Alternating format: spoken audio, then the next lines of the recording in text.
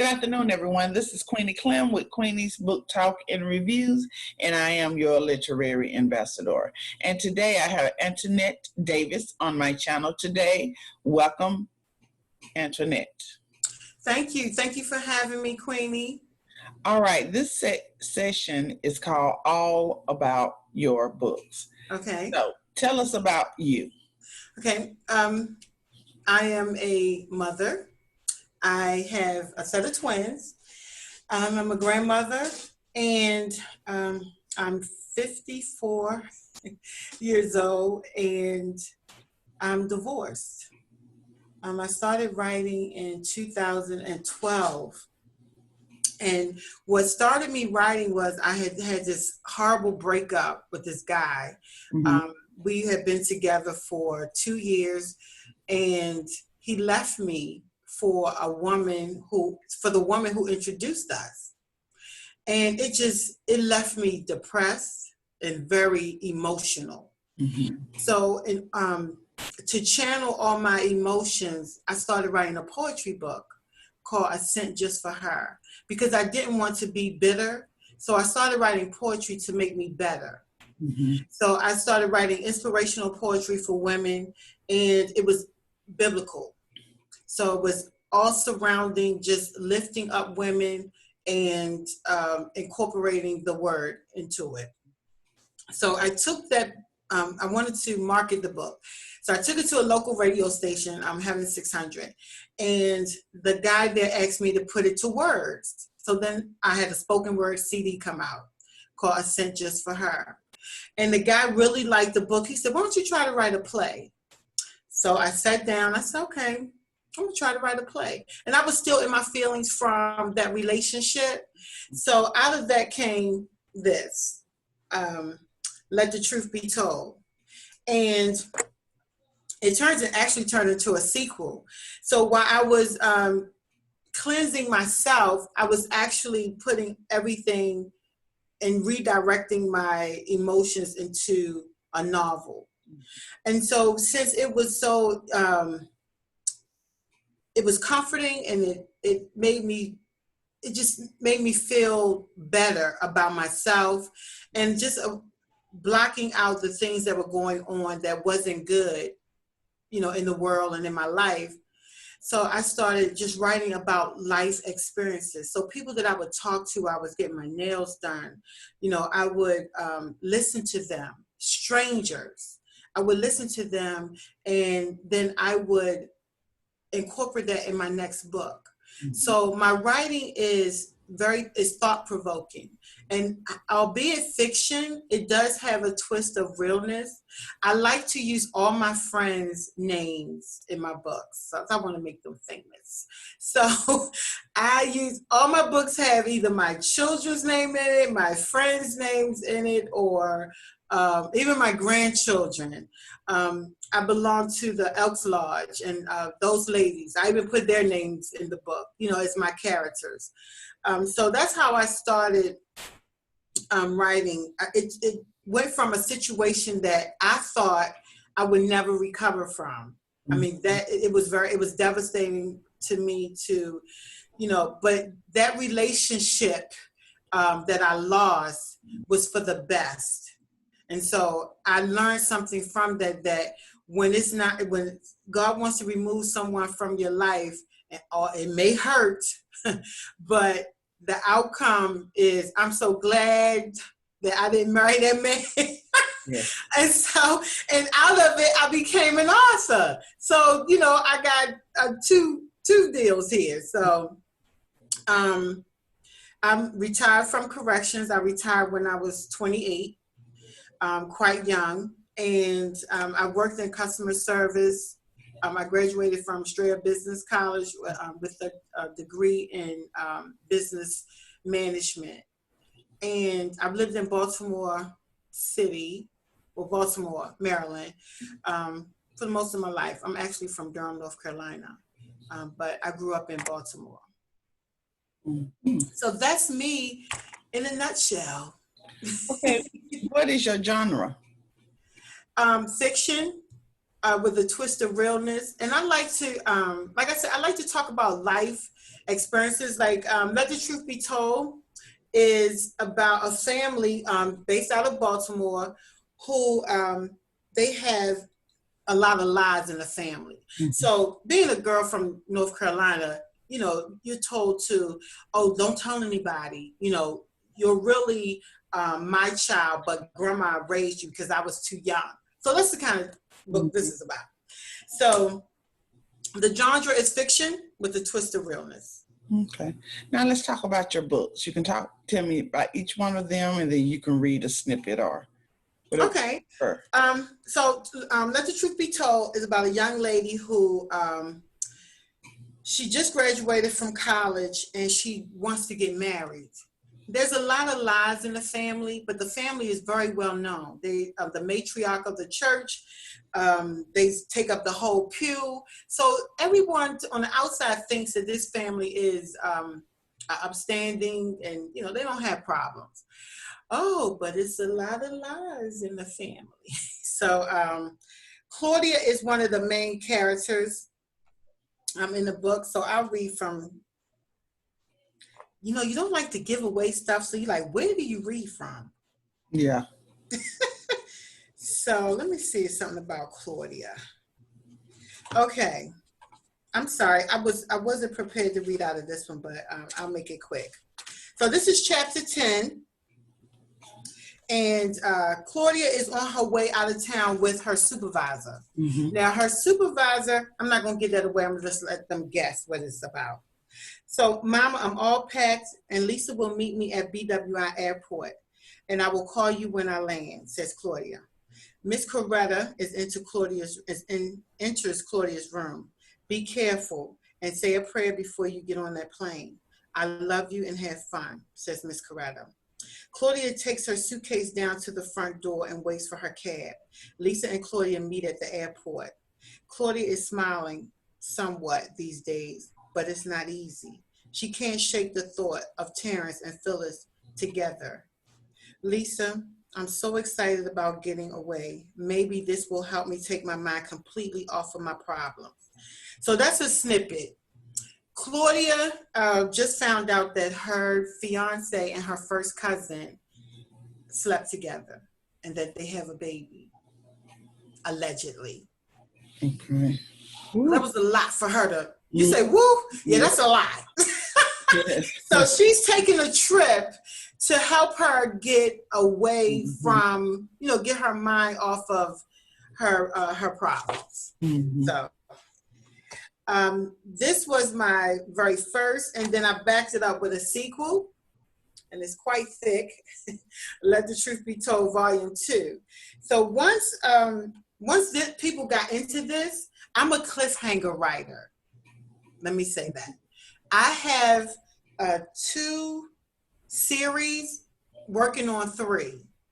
So I have a tendency to leave people with a little something. Mm-hmm. Okay.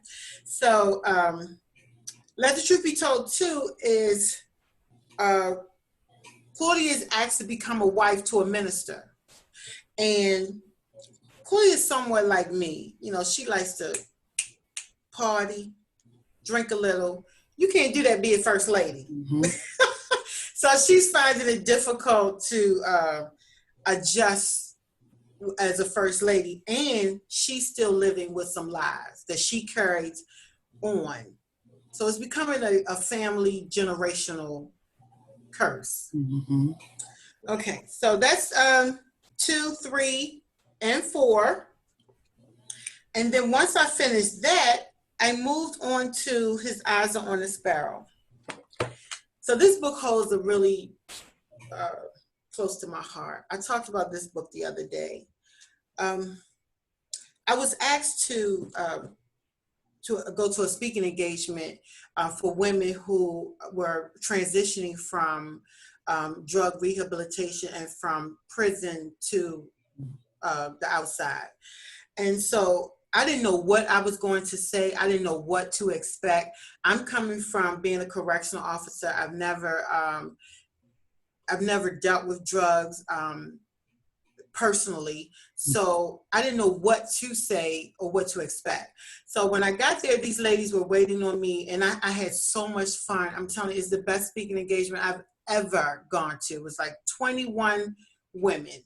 And they were all ready for me. They knew I was an author, and they had wrote a story.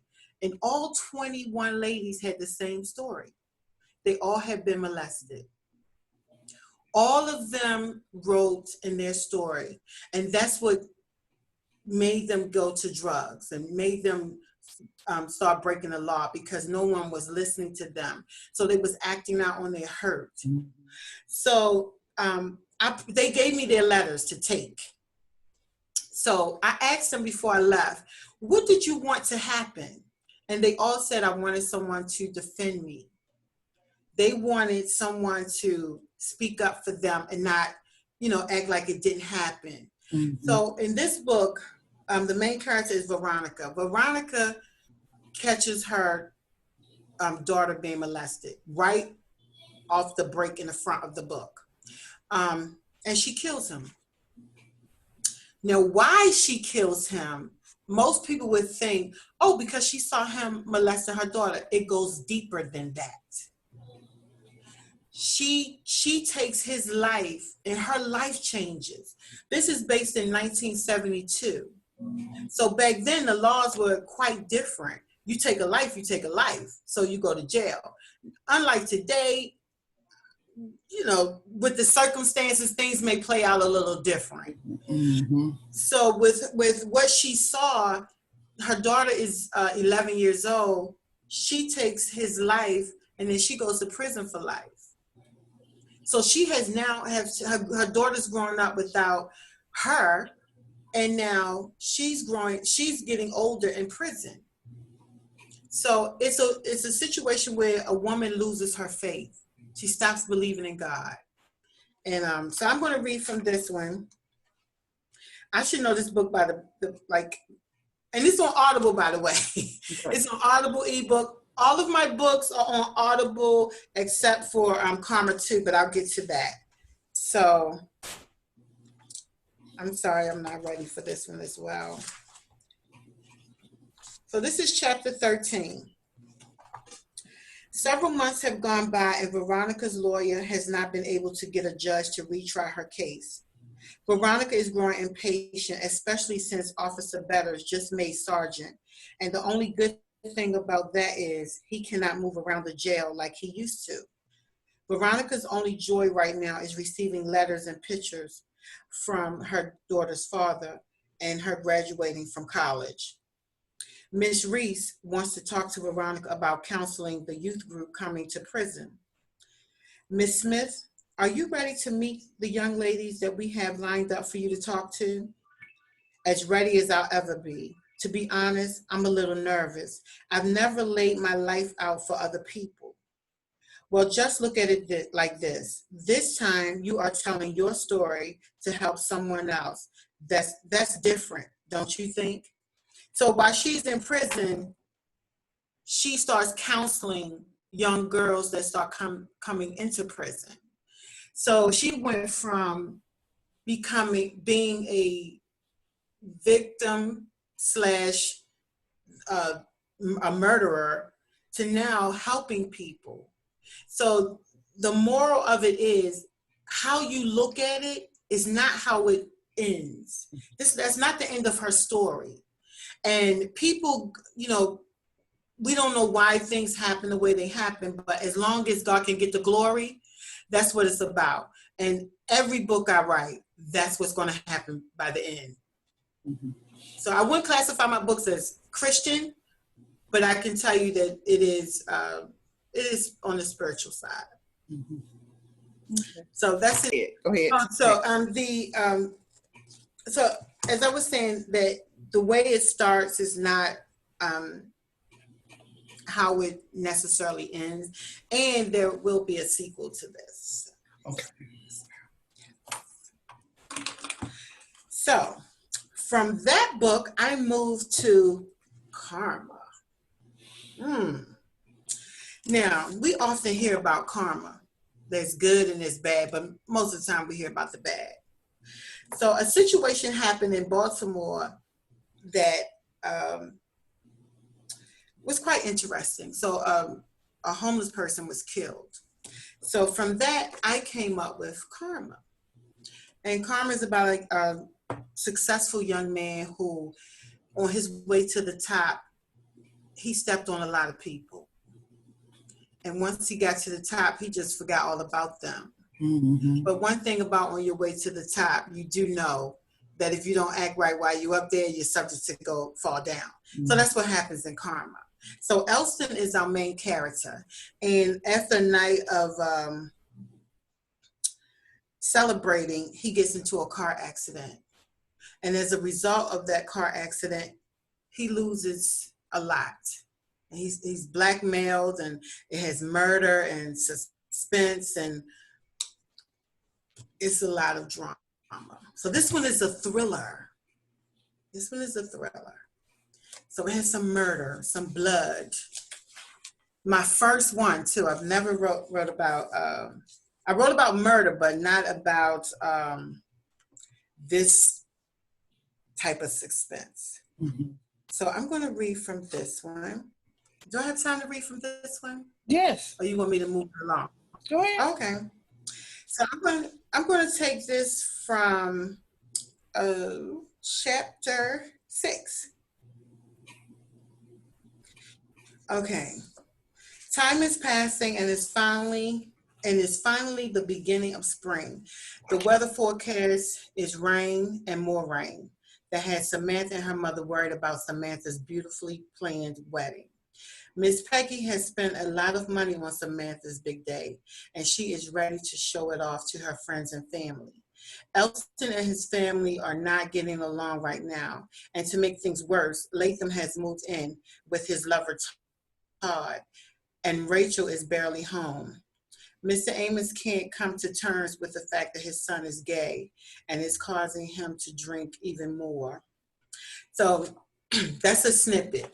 So it does deal with homosexuality in this book, and there's no bashing, but I do have stories of, I address everything. Mm-hmm. So that is karma. Okay. So then there's karma 2. I told you I love sequels. Mm-hmm. I'm the type of author that if it gets good to me, and then I'm like, it's like when Who Shot JR? You remember Dallas? Yes. I love that everybody was like, oh my God, who shot JR? So you want to know, mm-hmm. after you read this, what I've had people text me, call me, email me. They want to know at night what happened. Like, who did it? And I'm like, you got to wait. And normally they have to wait for a year. So think about how we have to wait for something, 6 months, and we're waiting for another TV. Okay, well, sometimes they have to wait for a year. So in here, Elston again. Elston confides in a evangelist to help him get over what has happened in book 1. Mm-hmm. So then in book 2, the evangelist talks about the karma, how people, God always forgives us, and I hope I'm okay with talking. Okay, but there are consequences to our actions. So that's the karma. So this is what the evangelist addresses in here. That, okay, you've been forgiven, okay, and you've repented and you've gone back to people and apologized, but there's still consequences to your actions. Now, Elston falls in love with his attorney after leaving his fiance at the altar. He falls in love with his attorney. And they ride off into the sunset, or do they? You got to read it and find out. So that's karma 2. I don't want to give away any of. And karma 1 is on Audible. So this is on Audible and ebooks. So after I did karma 1 and 2, I went to this one. The Key to My Pain. Now, this is a sensitive subject because it deals with domestic violence. And actually, at the beginning, I actually give a disclosure. I said, warning, the novel has graphic depictions of violence.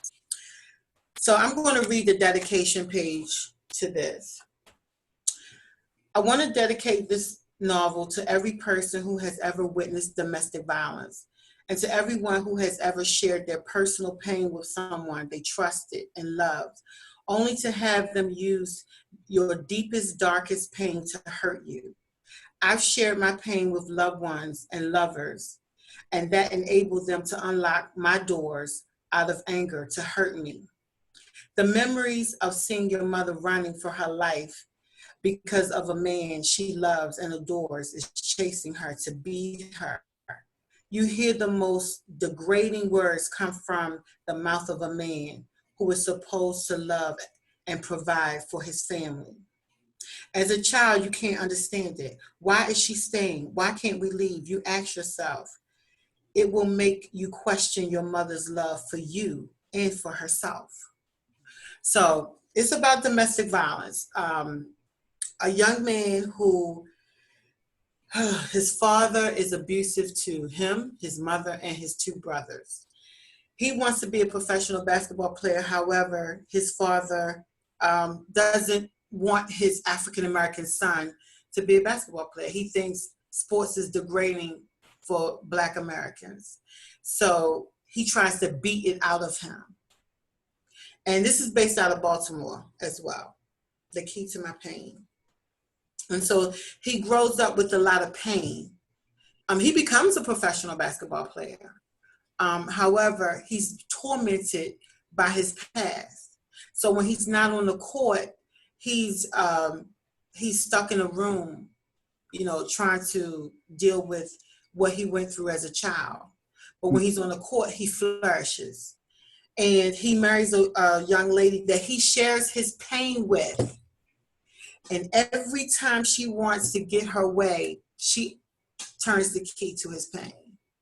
And she unlocks it all over again. So even when he tries to forget his pain, the person he loves comes after him with it. And that's not healthy for anyone, whether you're having mental problems or not. So again, this is thought-provoking. I can't tell you what the ending is. I love this book. It's on Audible. And I can tell you that I have listened to it at night. I am not the narrator of any of my books. So the narrators do an excellent job. I have a female narrating this, and she did an excellent job. So I've listened to it myself about 3 or 4 times. So it's a good book. I have gone to book signings, and people have come back to me about this book in tears, along with His Eyes Are on a Sparrow, because it deals with such a sensitive nature, that people can relate to. And that's the kind of books I want to write, books that people can relate to, everyday people. Like, it's not sci-fi. Like, this is really going on in people's lives. Like, honestly, I wrote this book based in the 1980s. Domestic violence, people are, and I hate to sound like this, but I just didn't think it was still that prevalent. I just didn't think that people were still, women and men were still dealing with domestic violence as if we haven't evolved. So I had people come to me about this book now and say, now I know what's wrong with my family, And the book is also about forgiveness, because think about it,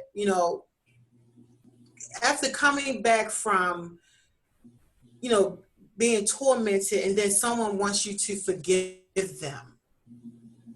That's a big pill to swallow. Yes. And we talk about forgiveness, but when someone has degraded you and taken away something so precious and made you live in fear, can you forgive them? So it also deals with fear. Forgiveness. I'm sorry. So Now, my last book, I'm sorry, is the one that's behind you. Where did I put it?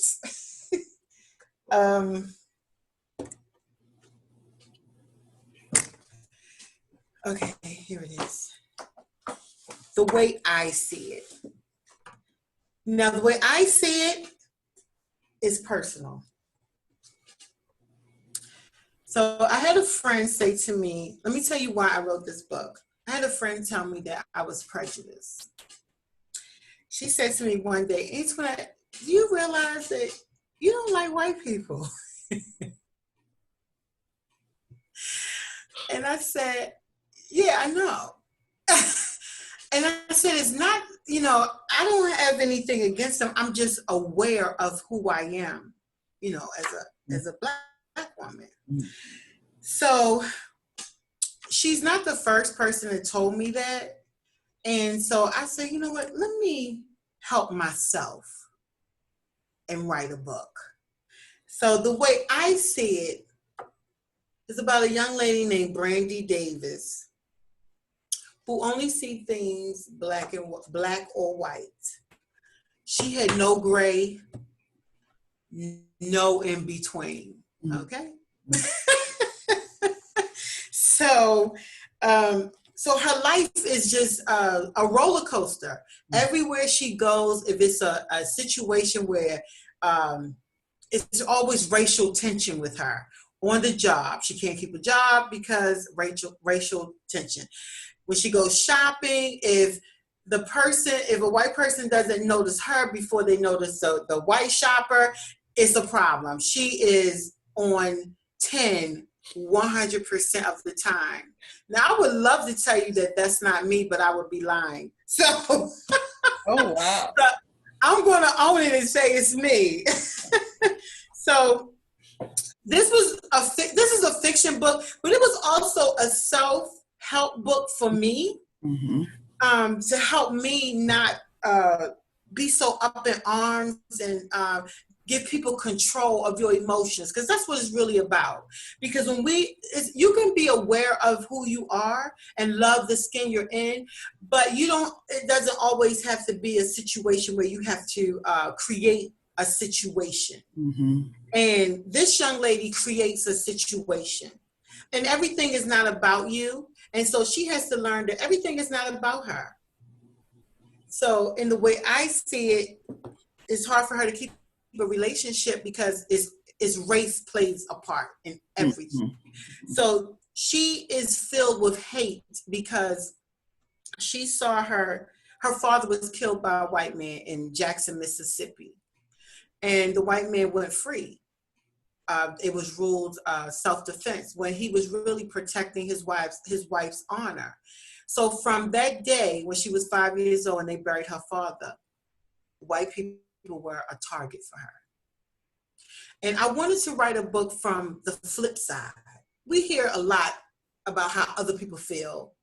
So I wanted to write a book about how the other people feel. So that's why it's the way, the way I see it. So it doesn't promote hate. It's actually promoting love for yourself and for other people. Everyone is not the same, and we own that everyone is not the same. We're not all the same, so we can't label everybody else as the same. And I know in this climate, and I also wrote it for what it is right now. So it's based in 2017 with the current administration in place. So all of that is in here as well. And it is out of Jackson, Mississippi. And I am going to read a snippet from this. Brandy is having a conversation with her supervisor. And he didn't expect her to have this conversation. Okay. So Brandy's supervisor walks past her, and she's white, and she didn't speak to Brandy. So Brandy chose not to speak to her. Okay, did I just see, this is her having this conversation with her supervisor. Did I just see you walk past the chief of operations officer of this station and not speak to her? Brandy already thinks of Lester as an Uncle Tom, kiss butt, running errands, fool. Brandy smiles at Lester and nods her head. That would be a yes. Lester becomes livid. Where is your respect for your superiors? If you saw me not speak to her, then you couldn't miss her not speak to me. That's besides the point. She is your superior. Brandy can't take the word superior again. Correction. She is a director around here, not my superior. Your attitude around here is terrible, and everyone here is complaining about it. You are hard to work with. Brandy's eyes pop open. What did you say? You heard me. Everyone is complaining about your disposition. Brandy folds her arms. Why did I get promoted if you are complaining about me? Lester chuckles. I've asked myself that same question. Now that surprised her. Well, I didn't know that not speaking to the director and not tolerating little blonde Riding Hood would make me hard to get along with. I thought the hard work I do would speak for my ethic and my character. Therefore, I'm not sucking up, kissing behind, or running to get coffee for anyone. If that means I get demoted or fired, then so be it. Brandy knows she doesn't want to get fired, but she's not about to let Lester know that. So this is the kind of type of person she is. Mm-hmm. So she is not about to, she doesn't want to say, that's your boss, that's your superior, that is the supervisor of this company. That's how, so she learns that love wins. So that's what it's about. It's about love wins, and that you always can't see things, black or white. Mm-hmm. And it's kind of hard to get into the book because you want to get snippets and you don't want to give it away, but yet you want to give it away. Like, people can't really tell what the book is about by me reading a snippet, and I don't want to give away the plot because I wouldn't dare want to take that from them. But it's entertaining, and it's a life lesson. Once again, it's a life lesson. Now, I will say that it was a self-help book for me.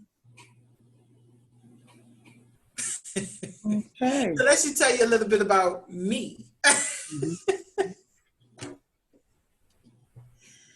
So, any other questions, Ms. Yes. What made you want to become an author? Well, my family calls me the drama queen. So, when I was younger, I'm an only child. So I had to be a drama queen, So when my family would come around and I would tell a story, I would have their attention. Mm-hmm. Like, they would be hanging on to my word. So if I told them I went to the store and what was happening, I would have to say I was walking to the store, and it was windy outside, and I saw the trees bend. They're like, get to it. We don't need to know all of that. And so I realized then, like, okay, well, I got stories to tell, and I love to read. So when I was younger, I stayed on punishment a lot. So my mother took the TV. Back then you had the little phone that had the little wine cord, mm-hmm. And then you had the big TV. My mother would turn it to the back of the dresser, so I couldn't see it. Mm-hmm. So all I had was a book. So I would read about sports. I love basketball, so I would read autobiographies, and I would read some fiction novels. And I had a friend who she turned me on to African-American authors. She stayed punished too. So we would swap out books. Mm. So that helped me with the fantasy. So when I would talk to people, and how books would be fiction, and so when I would talk, the drama in me would really come out because I would remember how the book went. Mm-hmm. So that played a part in it. Okay. What was your purpose in writing? What is your purpose in writing? To to be thought-provoking and to tell someone else's story. Because people that I talk to, I take from everyone. I can meet a stranger, like the ladies at the rehab center.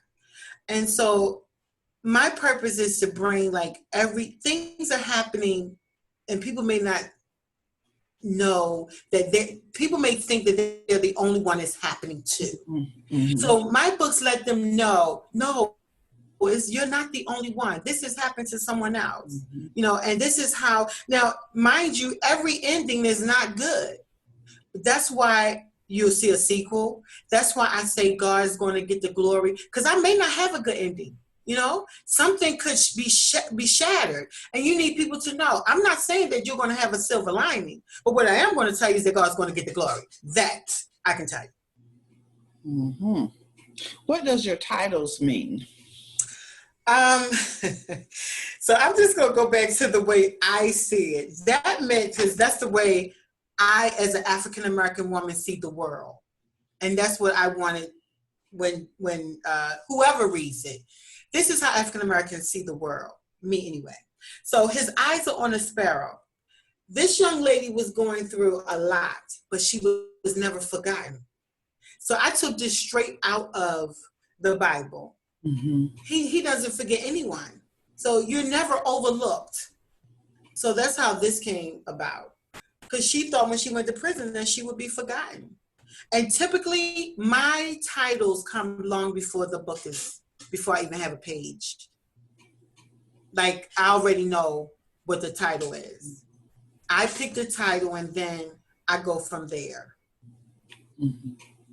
So that's basically how it's done.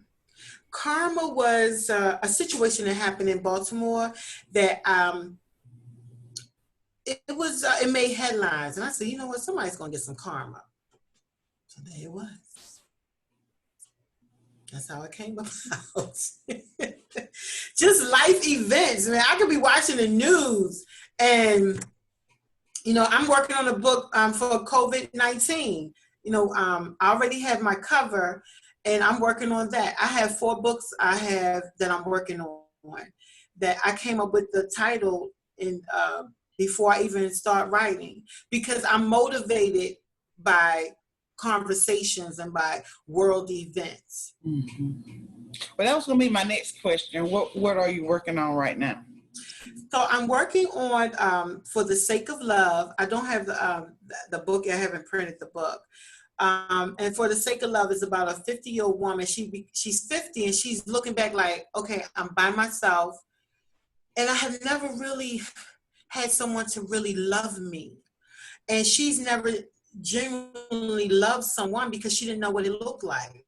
She was raised by her mom. Her mother didn't want her father in her life because he didn't want her, the mother. So she never saw real love. So she's been on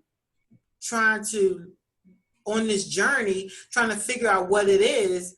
And she's never found it. So now she's 50 and she's going back through her life like, okay, I've done all these things. She's manipulated, she's lied, she's cheated, everything to get love, but she never had it. And so she meets someone and she's trying to decide, do I go back to my old tricks? Do I play games? I'm 50 years old. How do I make him love me? She doesn't know how to get love genuinely. So it's called For the Sake of Love. And I'm working on another title called For the Hard Way. And it's about 4 children who grew up in foster care. They were never adopted. And they vowed to be friends and family for life. So they each grow up in foster care. They go to college. They become successful. But on their way to becoming successful, they get entwined in other things. So it's called For the Hard Way. They're from a small town with train tracks running through it. Mm-hmm. And they grew up just depending on each other. But they come back together at the end. That's all I can say. How can readers find you? I have a website called One Fiction Queen. Mm-hmm. And now I get a lot of slack when people say, "Oh, who dubbed you the fiction queen?" Well, I've been called the drama queen. I write fiction novels. So let me just put a different spin on it. So if you go to www.1, and that's the number one, Fiction Queen, you can find all of my books, and you can find you can also purchase off of the website. It has my upcoming events on there, and it gives you a synopsis of the books. And you can interact with me. You can email me.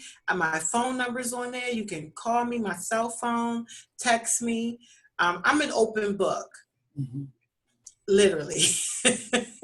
So I put myself out there. Like I put myself out there in my books. This book right here, it not only touched those ladies, it also was part of my story. And domestic violence, part of my story. So I put myself out there. So when I say I'm an open book, you can find me in all of them, but I write with other people in mind.